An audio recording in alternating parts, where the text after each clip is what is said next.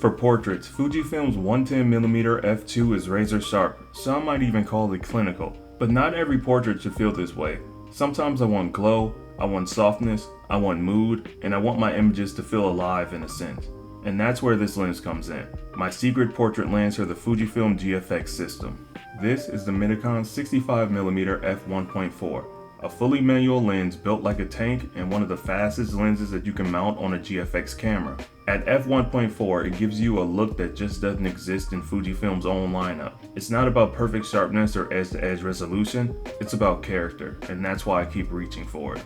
Outdoors during the day, the Mitakon gives you gorgeous separation. Wide open, it has a painterly quality, skin tones glow, and backgrounds melt away. Stop it down a bit and it sharpens up while still keeping that medium format depth. It doesn't look like full frame lenses and it doesn't give that native Fujifilm GF glass. It has its own signature, which is pretty awesome.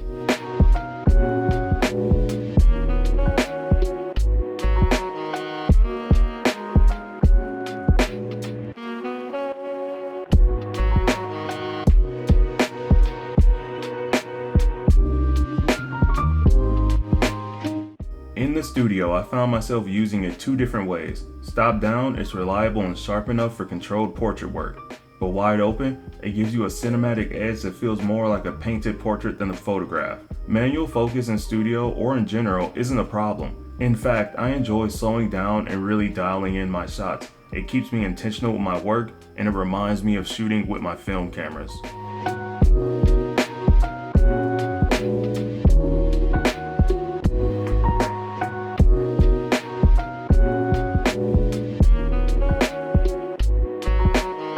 Golden hour is where this lens really shines.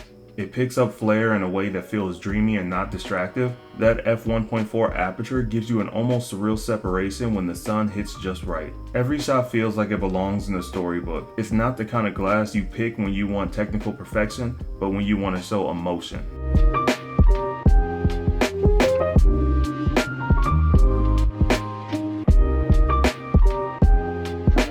And then at night, this lens becomes something completely different. It's fast enough to handle low light, and the way it renders bokeh is bold and dramatic. Yes, there's a glow around the highlights, yes, there's softness wide open, but for portraits, that imperfection adds mood and character to your images. It creates an atmosphere you can't replicate with Fuji's sharper glass.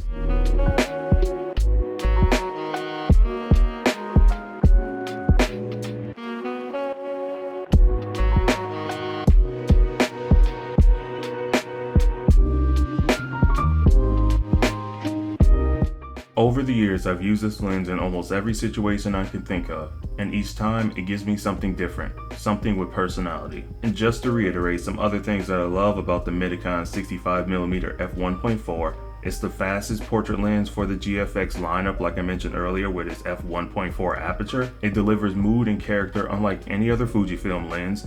And you guys know, if you've watched the channel, I love the Fujifilm 55mm. The f110 is more of clinical stuff, but it's still a beautiful option for portraits. But this one, this manual lens is something special for me.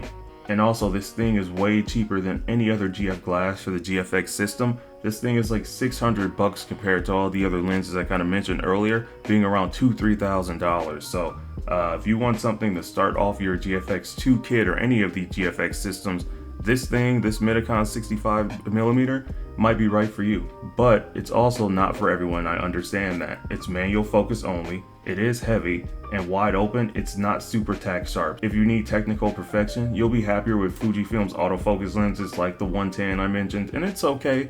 It really just depends on what you're looking for. But if you want portraits that feel different, this lens has a magic of its own, and I kind of don't know how to explain that outside of showing images or you using the lens on your own. You gotta check it out, seriously.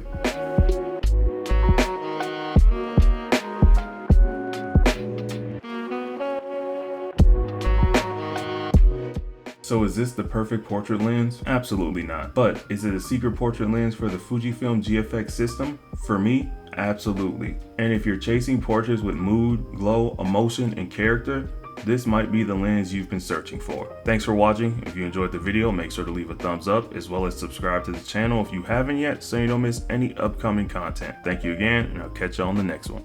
Peace.